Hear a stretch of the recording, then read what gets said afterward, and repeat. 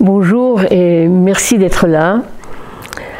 Nous dirons ce Shabbat, à la fin de la lecture de la Torah, Chazak, Chazak, Venitrazek, en terminant la lecture du premier livre, Bereshit, celui-là même que nous avons commencé le jour où les attaques barbares des terroristes du Hamas ont bouleversé notre vie. Nos pensées et nos prières vont aux otages, aux soldats, à toutes les personnes déplacées dans le nord et dans le sud, et nous prions Hachem qu'ils puissent chacun et chacune revenir dans la sérénité de leur foyer le plus vite possible. La fin de ce livre de Bereshit décrit bien l'enterrement de Yaakov, l'annonce du décès de son fils Yosef, mais l'essentiel de la paracha célèbre la vie à travers les bénédictions, les brachot que Yaakov Avinu adresse à chacune des 12 tribus d'Israël, à lire et à étudier. Nous aimerions nous attarder néanmoins sur l'avant-dernier paragraphe de la paracha, chapitre 50, versets 14 à 21. La famille retourne de l'enterrement de Yaakov. La famille, avec un très imposant convoi d'Égyptiens, y compris chars et cavaliers. De retour en Égypte, après plus de 110 jours de deuil et après cet imposant enterrement, le verset nous dit que les frères de Yosef ont vu que Yaakov était mort. Après 110 jours, ils ont tout d'un coup conscience de la mort de Yaakov, leur père. Ce qu'ils vont faire, c'est d'envoyer par porteur un messager, un message à Yosef. Et puis ils viendront confirmer en personne, en fabriquant de toutes pièces, au nom de la paix, un testament écrit, soi-disant, par Yaakov Avinu, priant Yosef de tout pardonner à ses frères. Sans hésitation, Yosef confirme haut et fort qu'il n'est pas Dieu, il les rassure, sans laisser aucun doute. Rien à craindre, il pourvoira à tous leurs besoins. Il fait tout pour les consoler, mais sa toute première réaction au message de ses frères est une confidence du verset. Vaïyefk Yosef bedabraham elav. Yosef pleura lorsqu'ils lui adressèrent la parole. Écoutant cette confidence du verset, on s'interroge et vérification faite du chapitre 37 jusqu'à la fin de Bereshit, de Vaïchev jusqu'à la fin de Vaïchi, tout au long du récit de Yosef et ses frères, nous n'avons jamais vu ni entendu les frères pleurer. Yosef, par contre, semble souvent pleurer. Et le texte le dit explicitement, contrairement à l'habitude de la Torah, qui décrit que très parcimonieusement des sentiments. Même pour Yosef, aucune de ces contrariétés, pas même lorsque les frères le dépouillent de sa tunique, le précipitent dans un puits, le vendent au caravanier de passage. Mais alors où trouvons-nous ces pleurs? 1. Lorsque les frères s'accusent eux-mêmes, non pas d'avoir vendu Yosef, mais d'avoir été insensibles à ses supplications. Et le texte, pourtant, ne nous avait rien dit de ces supplications.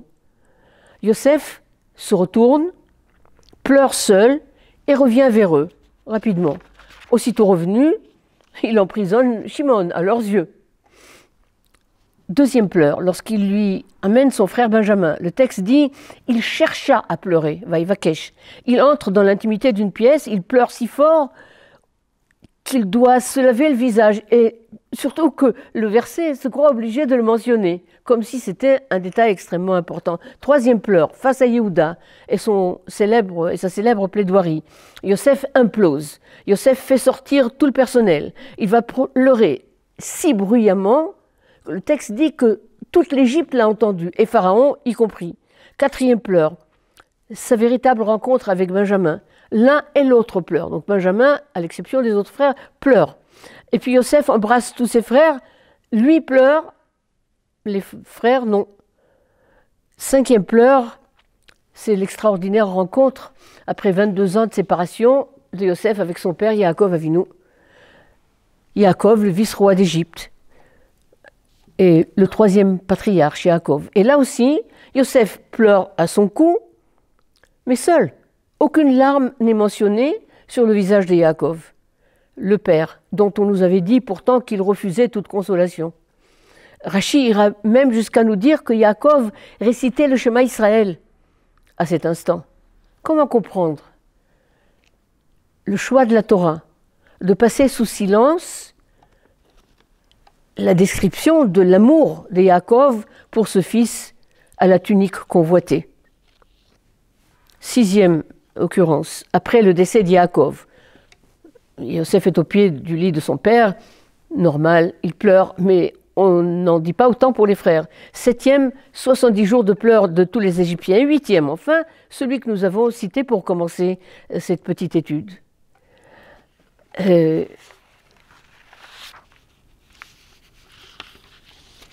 Tous les pleurs cités se situent en Égypte. Et Yosef n'est pas un enfant gâté. Yosef est le vice-roi, le formidable vice-roi sauveur de l'Égypte. Rav Lichtenstein attire notre attention sur le fait que, à la fin du texte de Bereshit, Yosef semble avoir davantage besoin de ses frères que ses frères avoir besoin de lui. Il les assure de sa volonté de les aider, mais eux se méfient. Et il leur demande de faire sortir ces ossements au moment où ils sortiront d'Égypte. On parle d'une période bien plus lointaine. Et c'est à la fin de la Torah que Moshe Rabbeinu, qui a commencé sa carrière comme Nahar Boché, comme un enfant pleurant, c'est lui qui va commencer de faire le nécessaire pour réaliser le vœu de Yosef. Quant au Bnei Israël, pouvons-nous vraiment dire que les autres frères, c'est-à-dire les tribus, le peuple d'Israël ne pleure pas? Si nous prenons le livre de Bamidbar et nous suivons les trois grandes fautes qui y sont décrites, celle de Kivrot Atahava, de la convoitise, celle des explorateurs, les Meraglim, et celle enfin de la débauche presque à la fin du livre, là, les pleurs vont être décrits et on va nous dire que tout Israël pleurait, mais de manière à nous faire comprendre que les pleurs même étaient partie constituante de la faute. Mais d'ici que nous arrivions au livre de Bamidbar, prenons le bet et le chaf du verbe pleurer, bacho, ajoutons-y la lettre resh, un autre multiple de 2, bet, resh, chaf, pour lire l'essentiel de cette paracha, la bracha, la bénédiction de Yaakov aux 12 tribus d'Israël. Shabbat Shalom.